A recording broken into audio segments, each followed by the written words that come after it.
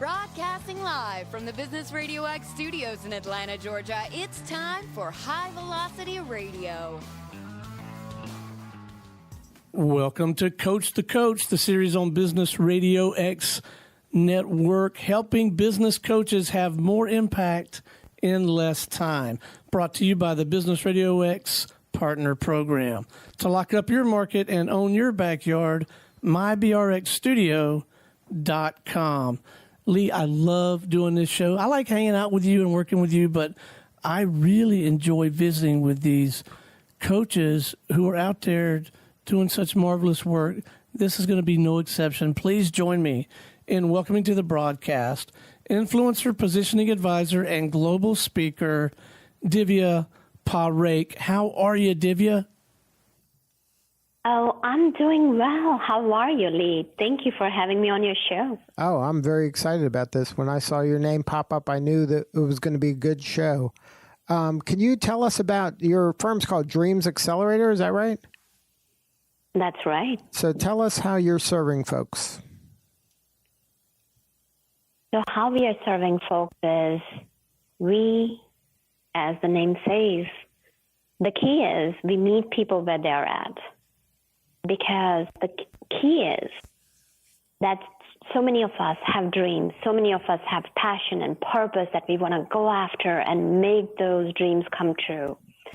And yet what happens is that when we take that leap with preparing, we tend to fall flat. So what we do is we meet people where they are at. And when we meet, we understand them.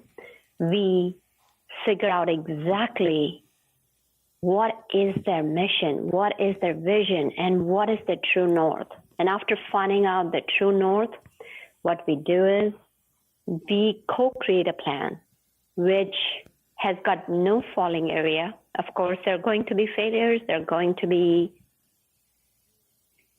obstacles. It happens to every one of us.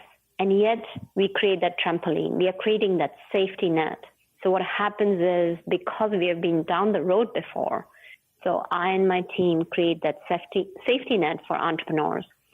So as we are getting in the process of realizing their dreams and where they want to be, and as we are closing the gap between from where they're at and where not only they want to be, but where they can be, because each and every one of us has that potential.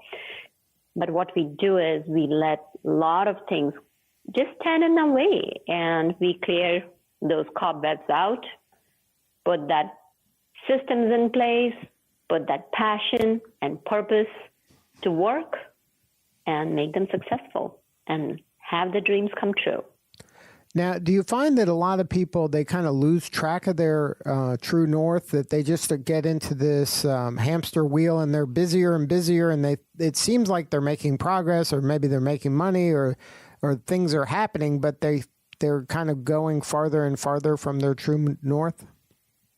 Mm-hmm. You said it, because so many times what happens is usually when entrepreneurs are starting out, they're in the business of making an impact.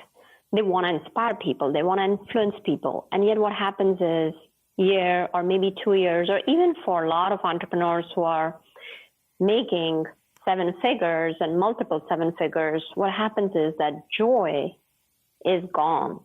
They find that they're so busy and they are in this hamster wheel. You said it so well, Lee, that they are like scaling their business. They are getting into, I got to do this for the client lead generation, and I got to put this into place. I got to put marketing in place, sales in place.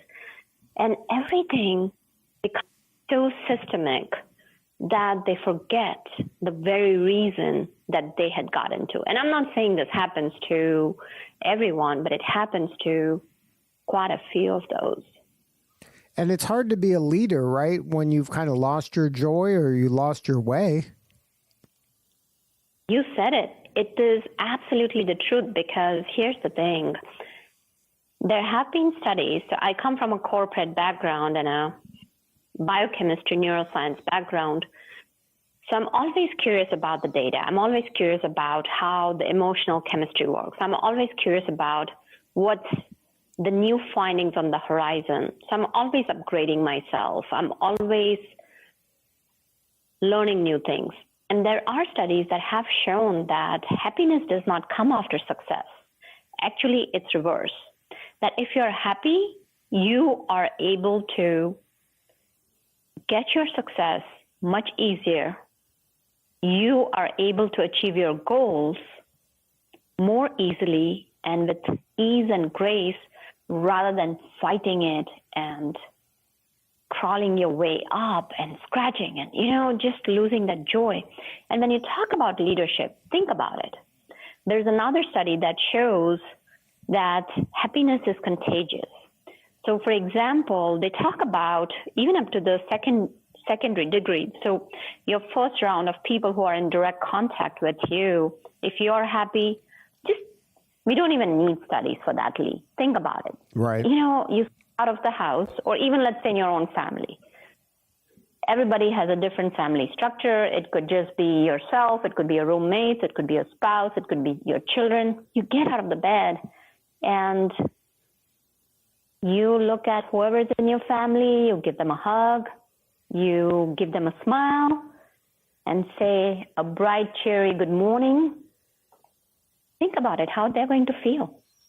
Yeah, that's win-win for everybody, right? Because you'll feel better and they'll feel better.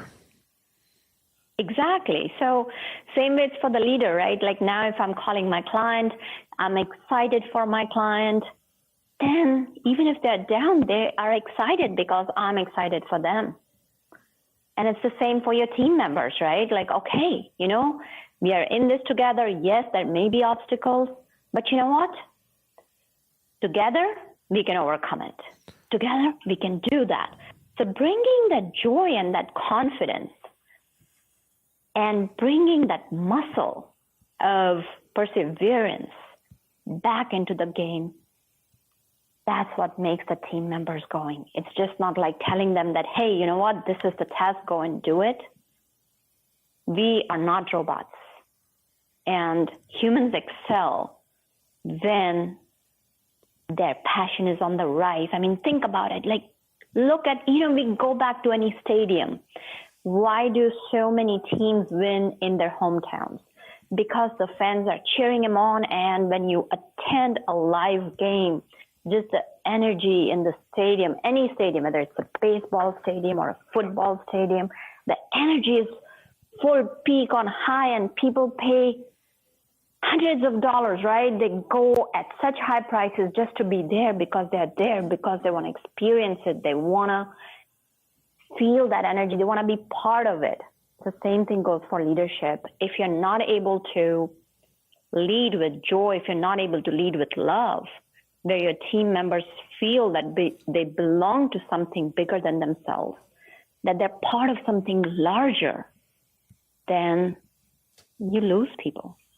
Now, you talked about your backstory a little bit, that it was kind of science-based and a little academic. Can you talk a little bit more about that? And then how'd you go from there into the world of coaching? Sure. So since I was a child, I was very, very curious about problems like, how did things work? And I love science because you could hypothesize and then you could go experiment. And the best part of it is that, it's an open perspective.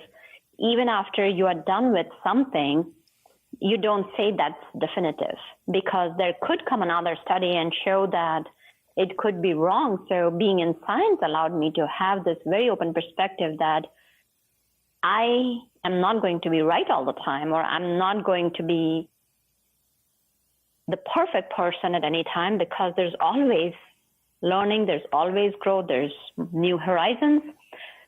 So from there, I went into academia, was teaching as an university associate professor. From there, my life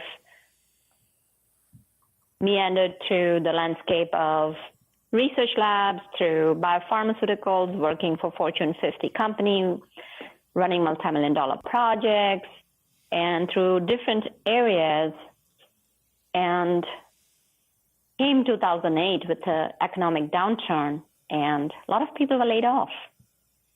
And that just struck me because since I've been young, what I've seen, especially in my dad, he would always help people. And that kind of became part of my life's fabric, that helping people was normal because that's what you do. And when that day rolled in, and then people just kind of became numbers and they were walked out. And that just hit me very hard. And something happened. I reevaluated my life and I said, I want to help people directly. And from there, I moved and transitioned into the world of entrepreneurship. Now, when you were in the corporate world, were you doing any coaching there? I know you were kind of rising up the ranks, but did you have an opportunity to mentor and coach people in the corporate setting? Oh, yes. The best part of corporate world was that I was able to connect with people, whether they worked in the manufacturing side or whether I was connecting with executives in C-suite.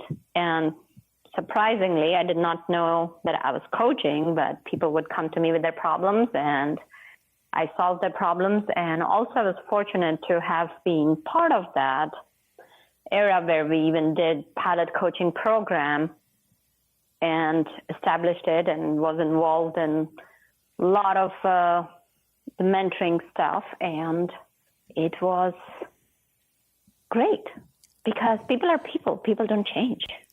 Now, when you started your coaching practice, were you coaching people in person or was this always virtual or it's a combination? So when I started out, I was very fortunate to have coached people across 90 countries. So that portion was virtual, but at the same token, I had the fortune to coach people in person. So it has been a combination of both always. And is that the way your practice is now? You do both in person and virtual? Yes, sir. Now, when did you kind of develop this, your 5 tenets of success? How did that come about? How did that come about is as you grow personally and as you grow your business, then you learn that you want to work with people, especially when you're an entrepreneur. You want to work with people who are like-minded. And how do you figure out who do you want to work with? And for that, it's really crucial to have your core values. And as I was growing into my business, the first thing in my couple of years, what I did was I defined my core values because I was finding that my business was just going anywhere, everywhere. I was making decisions that I regretted later on. And then as I dug deeper and deeper, I realized that I was not being true to myself. And when I was not true to myself, then I was not happy. And the whole idea is that, I transition into this realm to be true to myself and to help people to the best of my ability. And I could do that if I had solid core values and principles guiding me, and that were my compass, and that made it very easy to develop my decision. So that's how it came about. And can you share some of them? Yes, absolutely. So one of the tenets is service leadership, having a servant heart. And when I say being a servant heart does not mean being a doormat. It does not mean that you go and just serve somebody, but it comes from a place that each and every one of us is connected by the same desire, by the common thread of humanity, where everybody wants to be happy. Everybody wants to be free from suffering. Nobody wants to be separated from joy. So by that token, it's possible that the place somebody else is in, that they may not be doing as well as you are doing, or they may be in a place where they don't know what they're doing. So you are there just serving and supporting them as a leader, because as a leader, you can see others' perspective. So that's one of the tenets, is having a servant leader's heart. The second is cooperation, collaboration, and not competition. Mm-hmm. Because the studies have been done that humans are wired to cooperate. There are distinct pathways in brain that are wired, and that's the reason when we do good for somebody else, we feel good. So why compete? There is enough for everyone because nobody's going to bring your experience. So why not collaborate? Because I sincerely believe that a rising tide lifts all boats.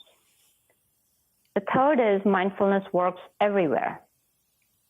And when I talk about mindfulness, there are several different definitions out there. I'm going to share my definition. And my definition is making an effort, making a deliberate decision, a choice to live in the present such that you can enjoy life. Because think about it. Yes, past is there. We can delve on it. We can carry the baggages. And yet, if we live in the present is going to become the future. So why not dance in the moment? Why not really live life and enjoy it? And when we do that, you can only dance when there is no judgment. Now, if you sit and start judging people, oh, she did not do this for me, he did not do that, it doesn't work. Because then you're caught up in that thought. Versus if you are joyful, as we talked again initially, you're going to pass on that joy to somebody. And when you're radiating love and joy, let's say even if somebody is upset and angry, it's going to mellow them down. The next is building relationships that matter. So as I mentioned, for servant leadership, this again goes back to relationships. So it's not about building relationships with anyone, everyone, where it's like, you give 90% of the time and the person in front of you does not give you back anything and they are putting you down.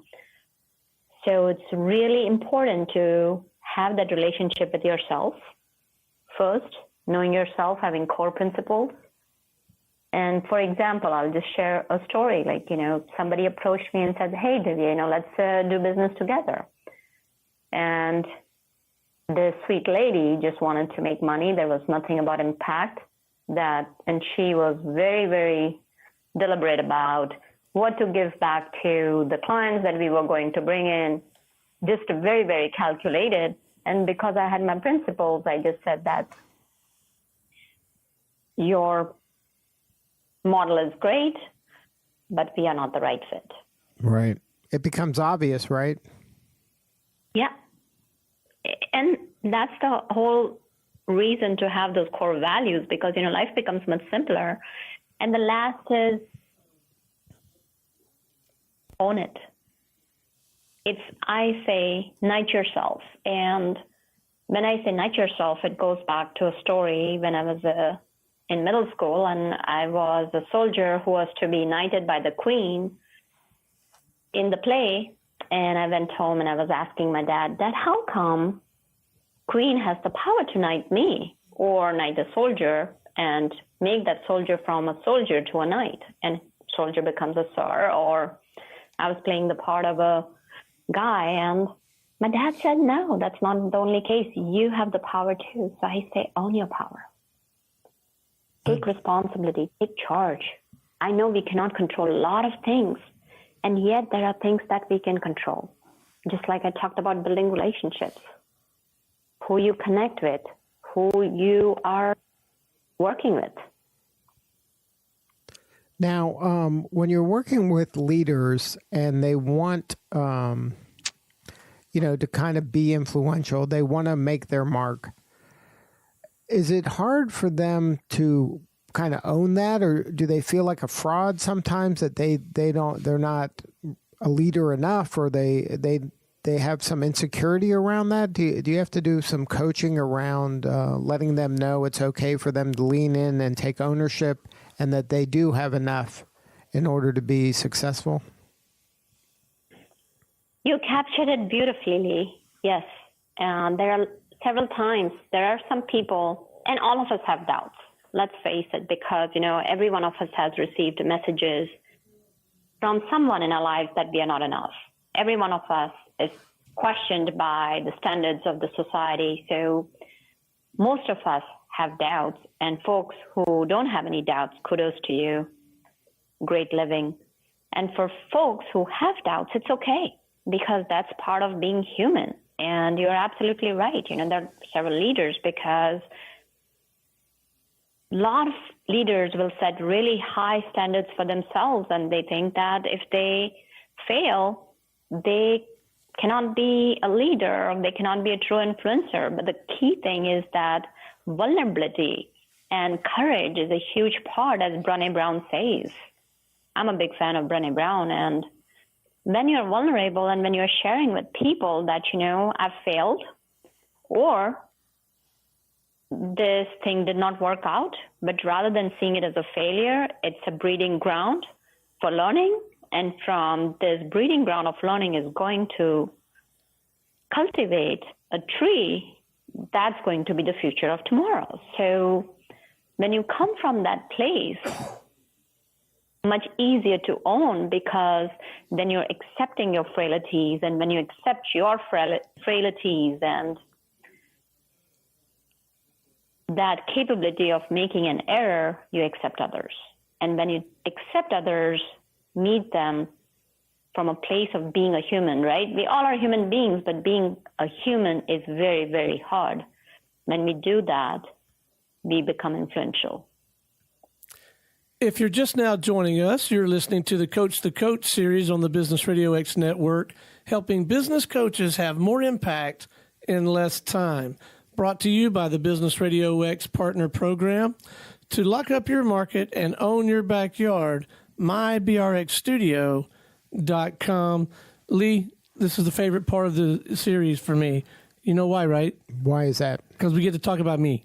All right. Okay, so Divya, I'm going to get some practical, direct counsel from you if I can. I'm not out in the open market providing coaching services, but here in the Business Radio X system, we have studio partners, and I do believe I play a bit of a coaching role there. And one of the things that I'm working through, struggling with, identifying and trying to figure out how to best help my internal coaching clients is this idea of focus. And I think one of the reasons that I see it so well is because I think I'm very susceptible to, the bouncing shiny ball. But I do find myself over and over in talking with our studio partners.